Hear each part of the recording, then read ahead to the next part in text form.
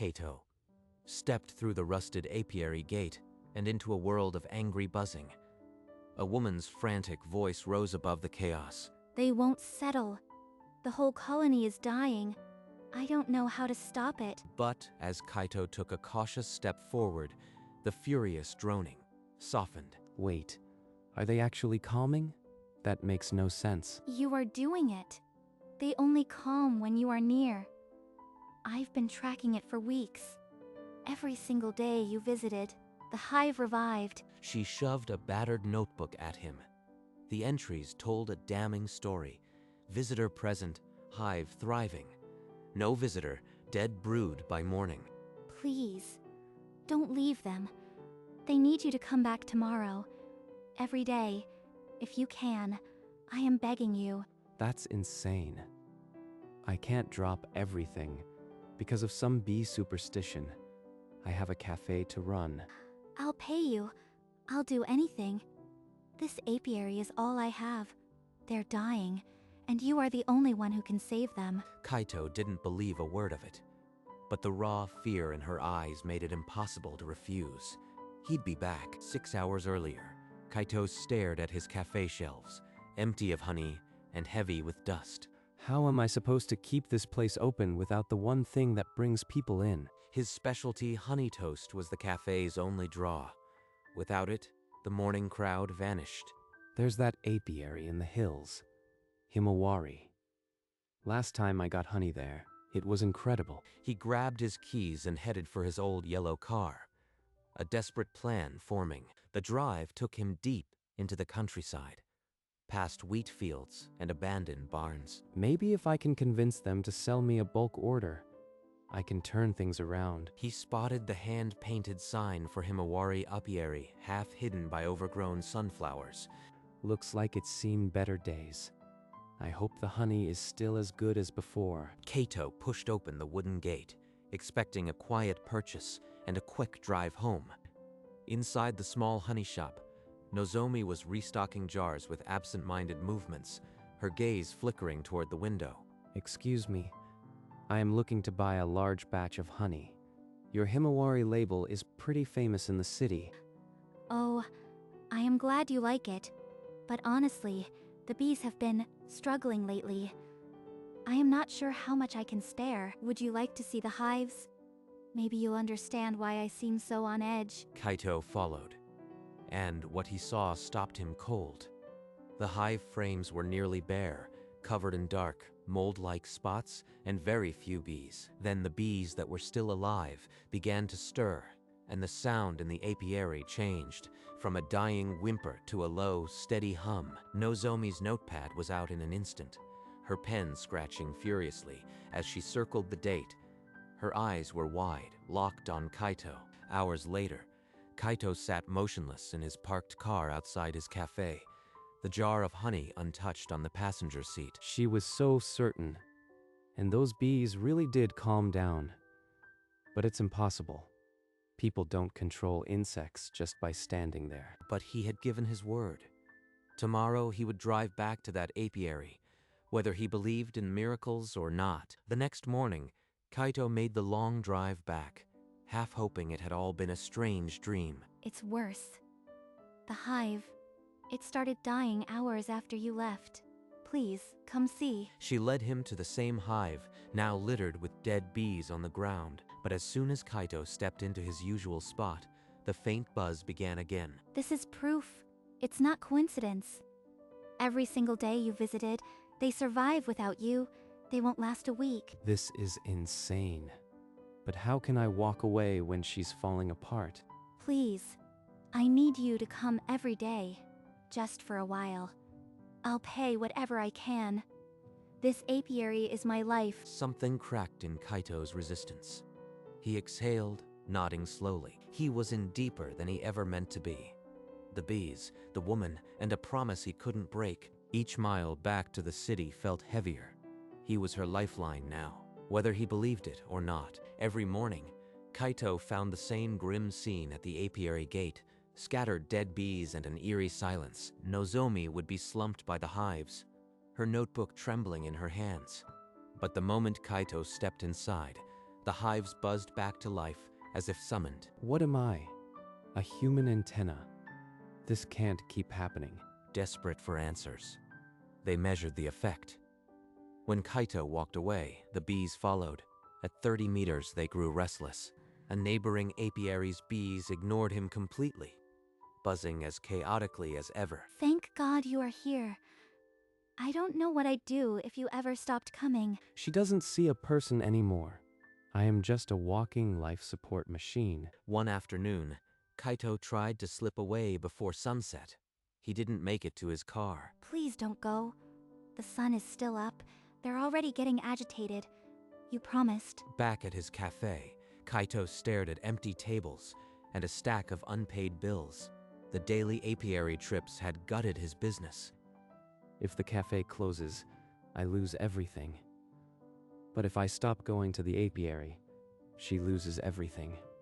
There's no way out. At the apiary, Nozomi opened a letter with trembling hands. Foreclosure warning, 60 days until the bank seized the land. This can't be happening. The bees, the land, everything I fought for could be gone in 2 months. That afternoon, a silver van pulled up to the apiary gate. A tall woman in a lab coat stepped out, carrying a case of instruments. I am Dr. Mori from the Prefectural Entomology Institute. I've been tracking anomalous hive patterns, and your apiary is the epicenter. You want to study the bees? Or turn us into a circus act for your research paper? Only to understand the science. If we can explain it, we might save your colony and others like it. Please help us. We'll do anything. Any monitoring, any tests. Just save the bees. Within an hour, the apiary was bristling with sensors, cameras, and microphones. Dr. Mori promised results within a week. Look at this data. The activity index spikes precisely when Kaito is within 50 meters, then crashes the moment he leaves. The graph told an undeniable story. Sharp peaks labeled Kaito present, deep troughs marked absent, statistical significance, p less than 0.001. So every frantic plea, every dead bee at my feet, it's hard data now. I really am the anomaly. I've been saying this for weeks. He's the only reason my bees are alive. We've controlled for temperature, humidity, barometric pressure. Even pheromones can't explain this range and consistency. They're dissecting my existence like I am a specimen. A lab rat with a dying cafe and no way out. We need more controlled trials. Can we isolate variables? Try different distances? Different clothing? The monitor screens flickered with new data streams, each one marking Kaito as the lone variable that mattered. Nozomi clutched the printout like a holy relic. For the first time, her hope had a scientific spine.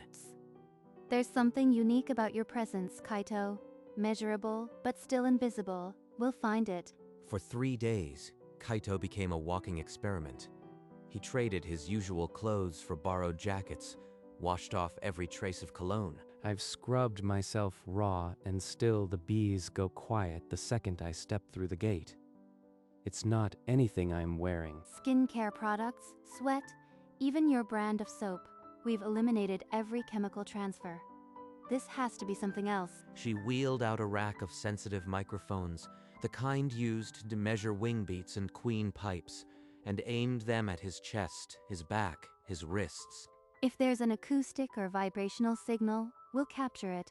Bees perceive frequencies far beyond our range.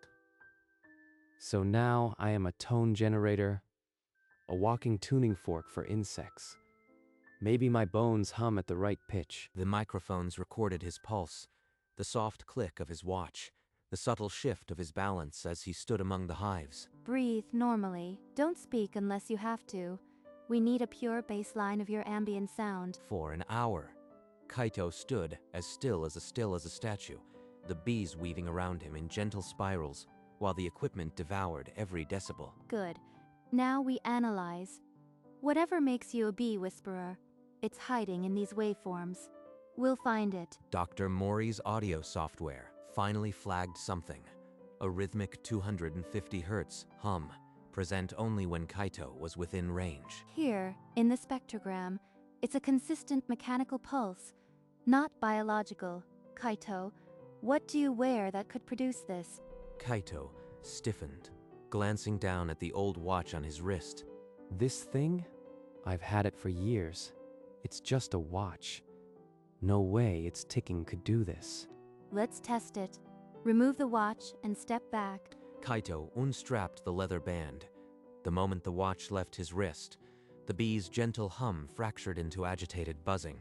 The queen pipe frequency is 200 to 300 Hz. Your watch hand is ticking right in that sweet spot. It's mimicking the queen's signal, soothing them like a mother's heartbeat. Nozomi, wide-eyed, slipped the watch onto her own wrist. The bees swirled, then settled, draping her veil in a gentle, buzzing cloak. It's the watch, not you. This changes everything. Kaito held the warm metal in his palm, its tick a secret he'd never known. The answer was in his hand, but it only raised deeper questions about a man he barely remembered. Alone in his apartment, Kaito sat on the floor, the vintage watch heavy in his palms. He turned the watch over and froze. A tiny bee emblem was engraved into the metal.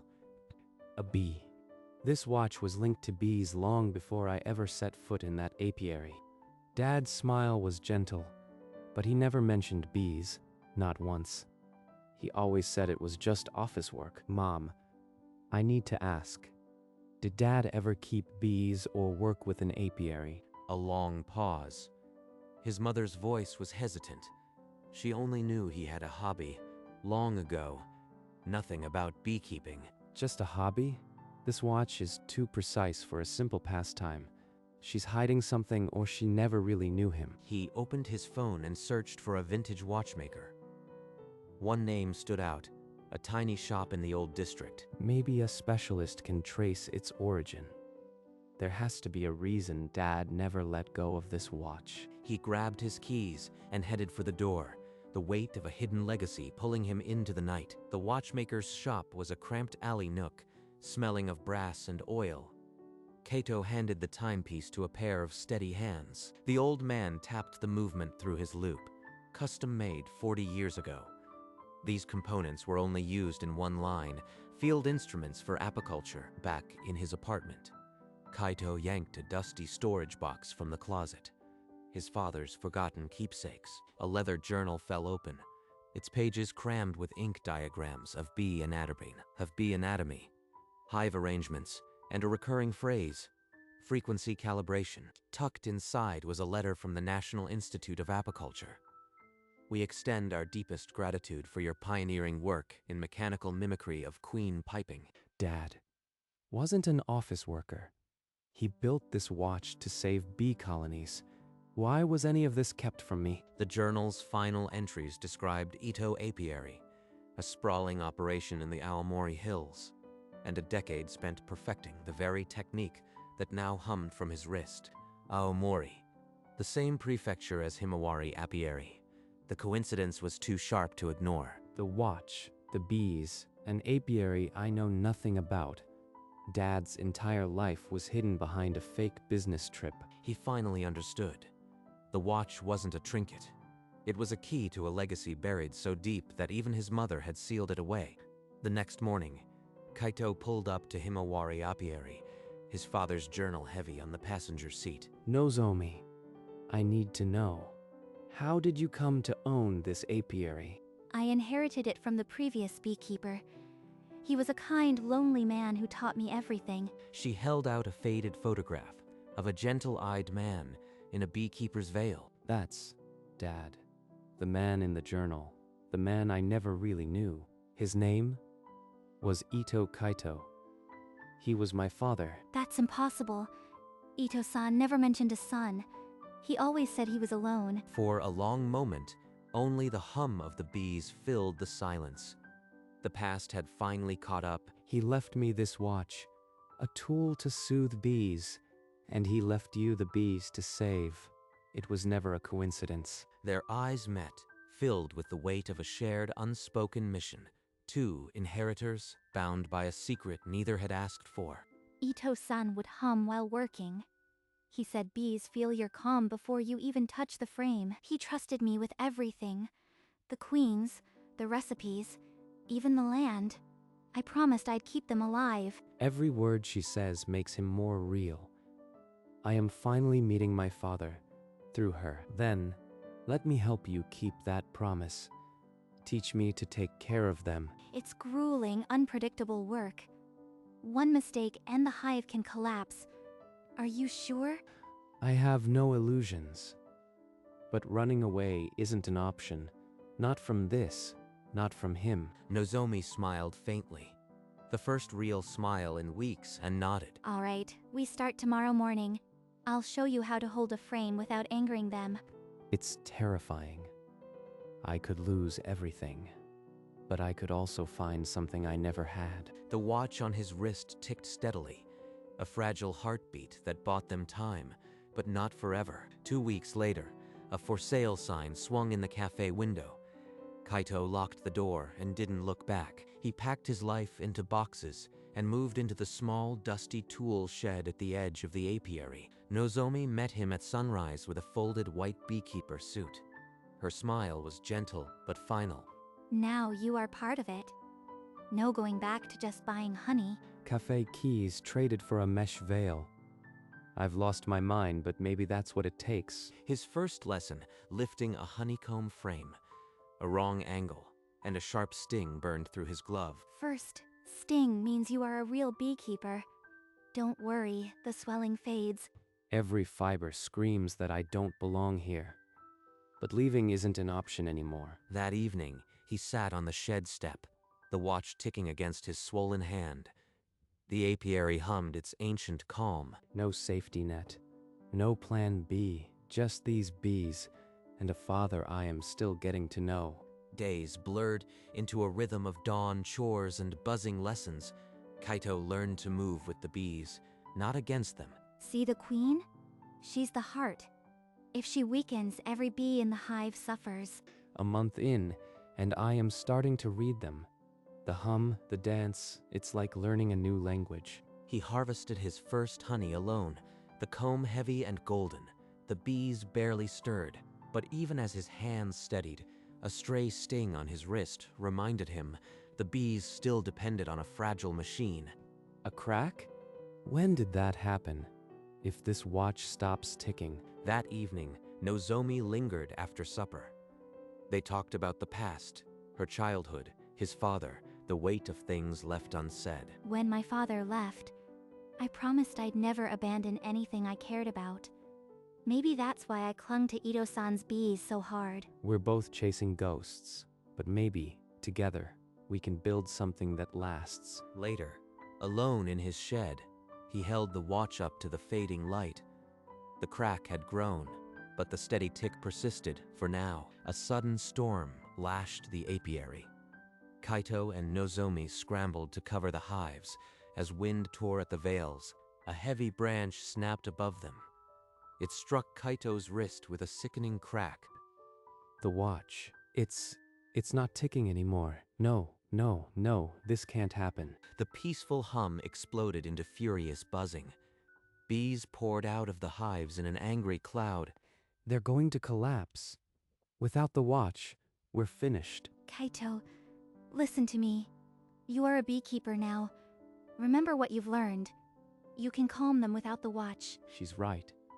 Dad's journal said, calm presence, not just mechanics. I have to try. He raised his bare hands, slow and deliberate, and stepped into the seething cloud of bees. No ticking, no device.